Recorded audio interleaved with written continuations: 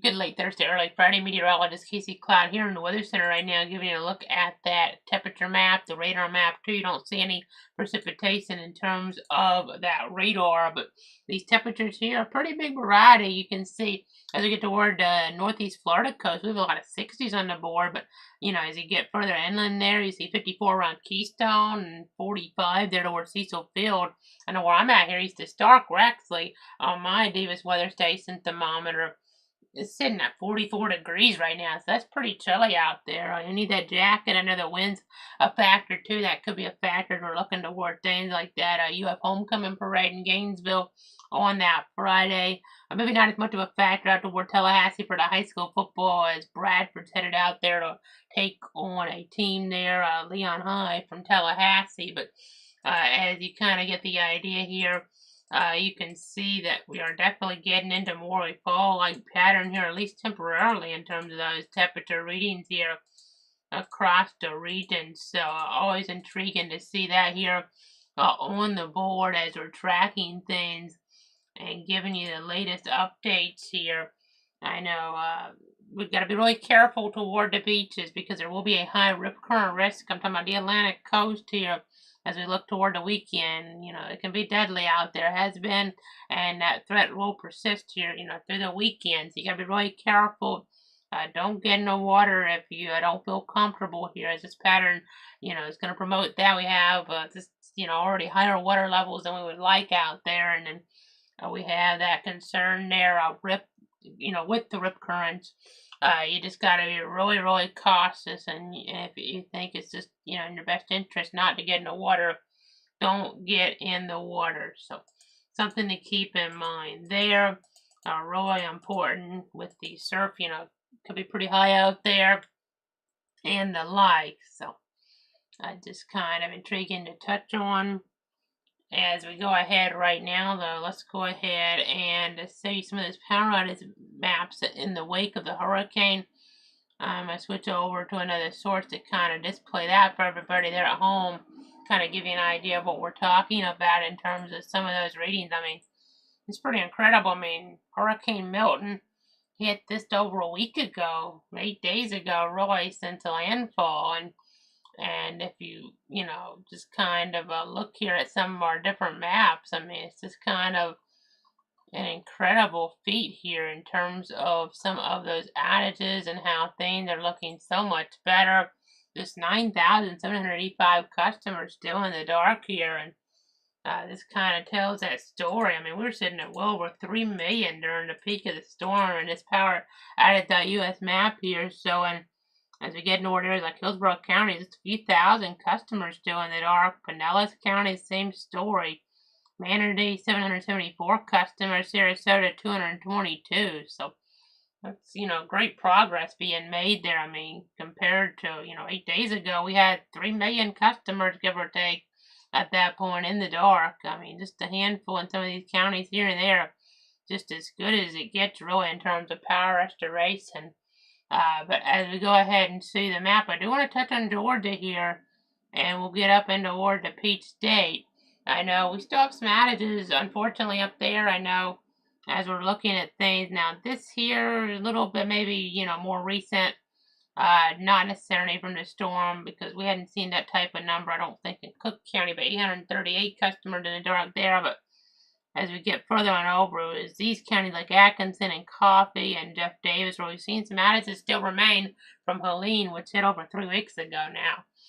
So, pretty much 3 weeks right now. They've been without power in some of those counties a little bit further off toward the east there. So that's problematic, obviously, as we're looking at things. That's in the wake of Helene.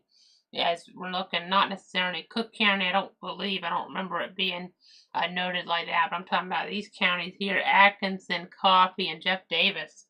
We've seen those numbers go down slowly in toward those areas, but as we go ahead and look back over here right now, we'll go ahead and give you the very latest here. Again, I'm just trying to let you know here what's going on in terms of those local readings. Again, you see down the road like outside of it, as I move from local, comparing it to local, you see Brevard County in the 70s right now, so that's intriguing. One more thing I noticed on the power outage map, and I won't go back to the source, but poweroutage.us, we did have some outages in California. That's because of a wildfire risk. They're trying to get out ahead of that. So that's kind of the storyline out there. But you even see some 30s here in Georgia tonight. I mean, 39 in central Georgia there, south of Macon, 37 on Eastman. You kind of get the idea. That's pretty chilly air, but you see other areas not, too chilly comparatively as we're looking at things. And in the Midwest there, the North Central, we have some warmer air. I know we could have some severe weather out toward like New Mexico, Texas, West Texas here as we look ahead and toward that timeline. So that's kind of worth noting there as we give you the very latest. So this is something to kind of keep an eye on. Looking here at the SPC maps, I know on that Friday there's a small tornado risk around areas like it seems Las Vegas, New Mexico. And then the day after that, we have a severe risk around Roswell, New Mexico, Clovis there, Hobbs, Carlsbad. Kind of get the idea, even a little bit of the Texas Panhandle. But I just thought I'd touch on that there real quick as we're looking at some things. Let's go ahead and get into the graphics here, though, and show you that the Saffir-Simpson Hurricane Wind Scale, Category 3. Milton, one we're never going to forget. Category 4, Helene, another storm we'll never forget. That one, more of a human toll, sadly, there with Helene, with so many folks losing their lives there, especially as we touched on in that Asheville vicinity. I mean, the numbers keep fluctuating there. I won't show the updated numbers right now on that because it takes a little bit, honestly, to put that together there, and I hadn't had a chance to go in there and update all of those details there on those graphics because there have been some updates since the last time I showed that. But just keeping everybody in my thoughts and prayers. I mean, that was such a deadly, deadly storm there with Helene, and Milton was deadly too, but a fraction of fatalities with that one. But still, any fatality is terrible to hear and see, and just, thoughts and prayers go to everybody involved. As we go ahead and show you now the storm names here. The Atlantic hurricane season running through November 30th. You see Milton off there and Helene, and both of those probably get retired. Beryl probably get retired as well, as we're talking about that storm. That was, impactful to Texas, but even more so in the Caribbean, in terms of being a Category 5 down there. So you see the list here we have, it looks like 8 names, I guess it would be, left here. So I don't know if we're going to get through all of them. I kind of doubt it, but we still have a little over a month to go. You never know. Things could always start picking up there. But, we hope not. Right now, things are quiet, so that's good news. There's stuff that might develop, but we're not concerned here in the continental U.S. about that. Maybe toward Puerto Rico, there's at least some lingering concern down there as we're looking at things. But toward the continental U.S., not a concern for at least the next 7 days. Pretty confident in saying that, so that's good to hear. Hopefully, we're not a concern the rest of the season, but we're not to that point yet, of course. But so after the hurricanes here, so historic, Helene and Milton, you just got to make sure if you're still without power, and that number, is really dwindling. I mean, there's still some communities, though, that are having problems, but a lot more isolated at this point. I mean, in North Carolina, we're devastated so badly, though. I mean, there's going to be some areas that have more of a concern still. Western North Carolina, there's more rural areas, I would think. Just treat those intersections of traffic lights not working as four-way stops. Stay away from down power lines. They could still be live. Do not run a gas generator enter near a home or nasty weather. Make sure you're conserving your phone batteries. Check those charging stations if needed. Try to stay away from floodwaters as hidden hazards if possible. Do not overexert yourself by cleaning up. Make sure you're, drinking plenty of water in warmer weather. But then if it's cold like in North Carolina at points, folks will need to have blankets there. I mean, that's something that's a reality at this point. Even wintry weather, you could have, snow here as we're looking, in some of these areas. That can be something. That's a storyline, of course, too. But you just gotta be careful when dealing with trees. Those can be dangerous or deadly if you're not handling those, carefully. Even if you are, it could still, something could go wrong very quickly. And then make sure any contractors you may hire are reputable. And follow any curfew that might be in effect and remain alert for looting. So, important information to keep in mind there. Let's go ahead and see that tropical climatology now. You can see we're in late October now, so the chances of storms in the Atlantic drop, but they're still possible. So we still got to remain alert. We had storms like Hurricane Kate in 1985, impact the Tallahassee area so severely. I mean, in that month in November, I mean, it's kind of hard to believe, but even with all the threats we've had, other than maybe that tornado event in May, still with all the hurricanes, west and east, they've been bad, but probably still haven't had anything to top Kate other than, again, maybe the tornadoes there this May, but, nothing tropical cyclone-wise has probably topped Hurricane Kate's 1985 November landfall. So still got to remain alert in November, but that was pretty isolated. Nicole, another one just a couple years ago, made landfall toward central Florida, but as we're looking at things, just overall, we haven't had too many storm systems here that have been, hitting in the month of November, but it can happen. And those were both Florida stories. Late October, Wilma, in 05, that was something where we hadn't really seen a barometric pressure in the Atlantic, I don't believe, since Wilma, when we had Milton, of course. Milton's going to be a storm we'll never forget. Absolutely never forget after what happened with it. As we're looking at things, as we're tracking the situation, just trying to give you the very latest on everything here. I try to keep you informed, but just let me go ahead and, just, you see this, I mean, chances really low into months like December, for instance, so that's something there that is worth noting too, that probably not going to see anything then, but it has happened before in some of the more active seasons, but not something that, you can't really forecast that too far out in advance, something to that degree, and even then, the pattern may not even be favorable, hopefully, for U.S. landfall. At that point, it would be less likely. Generally, you don't have December storms impact the U.S. in the rare instances of them happening, but we still got to get through November 1st, as I've alluded to, and then your covered area here, of course, we're always on top of things, but the 62 counties are still, despite everything that's happened with the severe weather, and hurricanes, they've been on for every tornado warning storm to move through the 62 counties for 5 years, which is trying my best there to keep you, your friends, your family safe and informed on different platforms. Facebook there, Casey Cloud Reacts Cloud Weather, Twitter/X at Cloud Casey, YouTube at Cloud Weather, there, Twitch Cloud Weather, and then cloudweather.com. Just trying to make sure we're staying on top of it. Again, Facebook there, Twitter/X, YouTube, Twitch, and all the links available, cloudweather.com.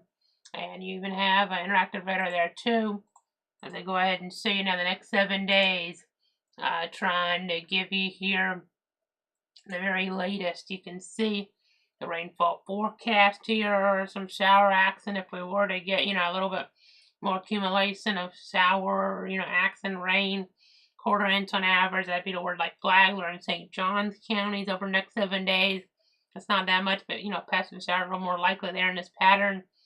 You see the word like Gainesville and Ocala, we're talking about 1/10 to maybe, or excuse me, 100 to maybe 1/10 here on average, so very little overall, but we'll keep you advised with that interactive radar, of course. If you need to kind of see what's going on, you can look over there at cloudweather.com, but nothing too concerning. We're not going to be on Tuesday. We're going to be off Tuesday because the pattern looks pretty quiet, and that's great news here, but you can see as we're looking at things, as we're tracking the scenario here, as we try to give you the very latest on exactly what's happening. You can see here rain chances 5-10% Friday, Saturday, and then 20% on Sunday, 20% Monday. You can see dropping down to about 5% Tuesday, Wednesday, Thursday though.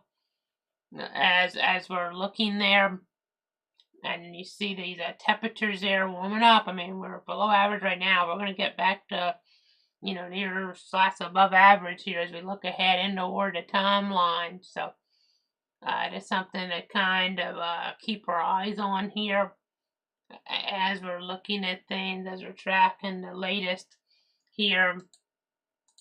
Just always kind of intriguing to touch on. I mean, you see 46. I mean, I went with that. A little lower than what I had previously for this Friday morning, but we're at 44 here east of Stark right now. Granted, this forecast does take it into consideration the whole area.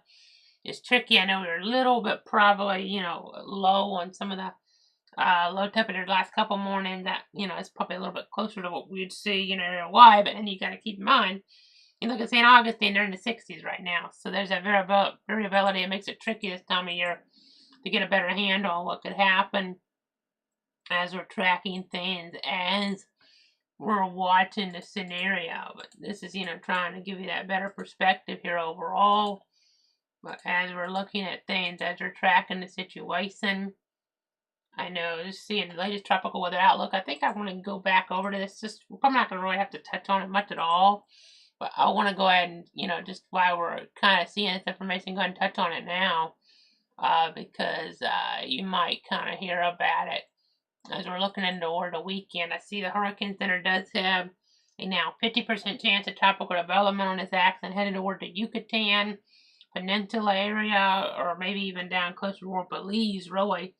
As we're looking at things, I know, as we're tracking things in toward that area, so 50-50 chance there of this maybe hidden as a tropical cyclone. As we look ahead, that would be, you see the models have this as a tropical system, maybe weaker tropical storm hitting on Saturday toward Belize. So that's something to keep an eye on. So if that were to develop, and let me change the satellite mode because I have it on the US mode, that's why it cuts off a little bit. You see it's pretty disorganized down there, but 50-50 chance of it developing, and maybe, maybe getting that next name on that list there. Of course, that next name there on the list would be Nadine. So that's something that they'll be watching down there, but that's not going to be a threat here to the local area at all whatsoever. The pattern does not, let that happen here. So that's good news. That's what we like to see, that staying away from our region. As we're tracking things, as we're monitoring things. I know, we don't want any more storms up here. We don't want any more ever again in terms of tropical cyclones. We do need rain from time to time, though, because of the, need. You can't have a drought. Otherwise you would have a drought if you didn't have rain from time to time. So that's why you have to have that precip here. You want it at the least inconvenient times and in the least impactful scenarios, though. But you do have to have it from time to time here, unfortunately, as we're looking at that, rainfall and the like here. So that's something to kind of touch on as we look back over to the home view here. And again, see some of those different temperature readings here. It's just always intriguing to look at these, and you see the numbers like further up in Georgia, just that side of the area, 39 around Reidsville, 37 in Eastman. So that's pretty chilly out there as we're looking at that. So I know the winds, you can kind of see that coming in there for the first coast off the Atlantic. Got to be careful of those rip currents. This pattern is very favorable for, dangerous rip currents. The weather will be warmer. Folks may be headed to the beach, so be very careful. You can go in the sand, and you might not have a lot of it depending on how the beach is right now, but you can go in the sand. Be careful, especially further down the coast, southern areas, and then like Volusia County, maybe some, debris from the storm still, but just be careful. You can get in the sand, but don't go in the water there as we're looking at things here, as we're tracking things, as we're giving you guys the very latest here. But no rain really, it looks to be too impactful next 7 days. But again, at points, we have to have rain here in the weather pattern. Even though you don't want it sometimes, you want to get, that weather there in that regard in the least impactful forms. But, necessary forms. So as we look here, as we track things, I know, if you don't get enough rain, you have droughts and wildfires. As I look now, I wanted to mention the temperature outlook next few months here. It's looking like a scenario here, as we're tracking things, that we may be in a scenario where we're a little bit warmer than normal across the area and a little bit drier than normal for November, December, and January. So that's just an early heads up there. Now, some days will be cold and wet, relatively cold. Not saying we're going to have snow, but, some days will be cooler and wetter around. So just in general, maybe a little bit averaging the days together, November, December, and January, according to the Climate Prediction Center, maybe a little bit warmer and a little bit drier than normal. So not, a huge extreme. I do see, the most extreme might be in, and that's where they're going to have, ironically, some storm action coming up here, next few days, but toward like New Mexico and toward Texas there. I mean, we're in a situation where they could be really above average in terms of temperatures and really below normal in terms of the rain. But it's not a situation right now where, as you're looking at it, I mean, that's something that, is subject to change, obviously, as we're looking at it. And some days will, be much different. So that's something to kind of keep in mind as we're looking at that information. Obviously, we're tracking all that here for you in the Word of Weather Center. There'll be so much variability here from time to time. So, you can have the overview and the like here. It shows, one thing, but then some days will completely contrast that. It's just about averaging the days together. But I know I don't really see, areas here that are expected to be, except maybe in southern Alaska, really below average here for the next few months. But as we're looking towards some of the information on here, I know just kind of intriguing, tracking everything. I mean, I do see above average precip possible to where there is like Michigan, the Pacific Northwest there, and northern Alaska. But interesting to just kind of look at things here. Indoor the Weather Center.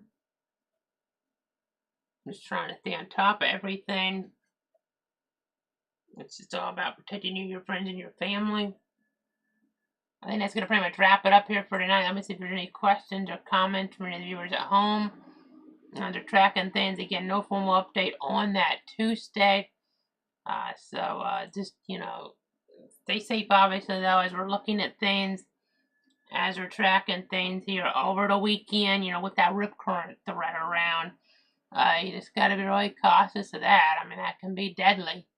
That can definitely be deadly. It already has been deadly based on media reports here recently as we're looking toward our area, and, could be deadly again. So, just got to be really cautious, really careful as we're looking at things, as we're tracking the latest information. That's a silent killer, sadly, the rip current threats. So, you just got to make sure you're being very careful at the beaches. I mean, the weather's nicer than it's been, and unfortunately things, can always take that escalation. It can always take that turn here, and you just have to make sure you're heating the situation here as we're tracking things. Again, no formal update on that Tuesday there. But on that Thursday, we'll be back with another formal update next week. So make sure you tune in if something breaks before then, some unforeseen scenario where we need to pop back in, we will. But otherwise, we'll see you in about a week here with another update from the Weather Center. Enjoy things, everybody. I know things like that Gator Homecoming Parade going to be a little bit, breezy out there. So that's something to take into consideration. Maybe you could call it downright windy even. So that's something to kind of watch for. The beaches, Atlantic coast especially as well. So that'll be something to watch. Have a great night.